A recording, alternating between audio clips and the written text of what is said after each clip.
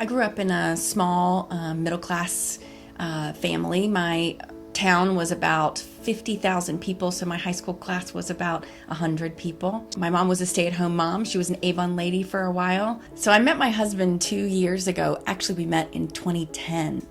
He is 15 years older than me, so I said, I didn't want to date you anymore because you're too old for me. So we stopped dating for almost 2 years. He started coming around. We go to the same church, so we ran into each other several times at church. And I hired his company he's a remodeler, so I hired his company to come do my painting my house. And we kept running into each other, so we started dating again. And it's been that way ever since. We've been together ever since. He grounds me. Okay. When we got married, I inherited 3 daughters and 2 grandchildren. So yes, I'm a grandmother. I have 2 little ones. They live in Sacramento, unfortunately. Chip and I spend a lot of time thinking about and worried about and praying about our children and our grandchildren, thinking about how they are raised and what might happen with their marriages in the future. Our middle daughter's getting married in November. We're pretty excited about what that might hold for us, especially more grandchildren. I'm from Salem, Virginia. I lived there for 17 years and then moved to Norfolk, Virginia, where I did my undergraduate and medical school. I went to the College of William and Mary, and then I went to Eastern Virginia Medical School on a scholarship from the Navy. I moved to Roswell about 10 years ago. Initially worked with another family doctor. So I stayed with him for about 1.5 years and then moved my practice out on my own.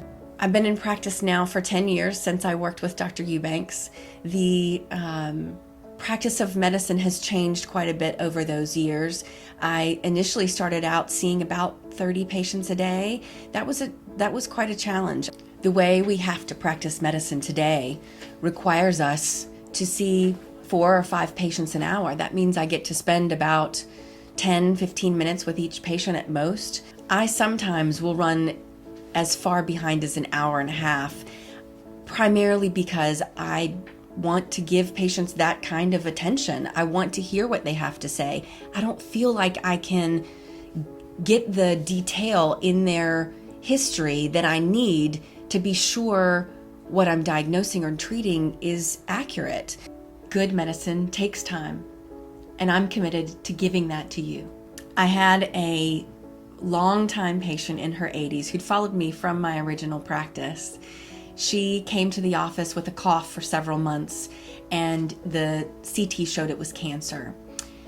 Because it was the end of the day, I had time, so I called her daughter to come to the office and her son-in-law and told her with her family present that this was what was happening, that she had lung cancer. I was able at the time to call her pulmonologist, who would be her pulmonologist, and discuss with him over the phone what the next course of treatment might be, what the next steps might be. And then I was able to follow up with him. I went to the hospital to see her on her last day, and apparently the last words she said were to me. That situation was so impactful for me. I want to be able to provide that level of care for every patient that I see. As I make this change, let me invite you into a new relationship with your doctor, one where you will have increased availability to get time with me, where I will have unhurried appointments with you, where we will have the ability to get to what is wrong, to fix what's going on, and to look at you as a whole person, to plan a future of wellness for you, and to bring you into a complete, whole, healthy being. One of the benefits of joining this practice is if you're a busy professional and your appointment time is at 10 a.m., you'll be seen at 10 a.m. In this new practice, I hope to be able not only to tell you how to do things, but to do them with you, to go for a walk with you, to sit and meditate with you, to be able to go to a restaurant with you and explain restaurant choices off of the menu, to be able to go to the grocery store and show you where to shop, where not to shop, what to buy, how to get the things that you need out of your house and cupboards in your cabinets. Is if you're sick on the weekend, you call me. We talk about it, we get you feeling better.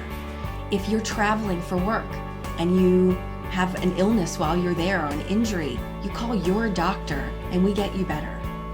If you have kids and they're sick and have a fever over the weekend or while you're away at the beach, I need to hear about it. You'll call me. I'm so excited that now we're going to have the time to offer educational events that are important to you. Things like how to manage menopause, how to take care of a patient with dementia, how to prevent falls, how to manage your diabetes or blood pressure. I hope that you'll join me. And no matter what, the Vine family will be here to take care of you. I'll still be here taking care of patients and supervising the nurse practitioners.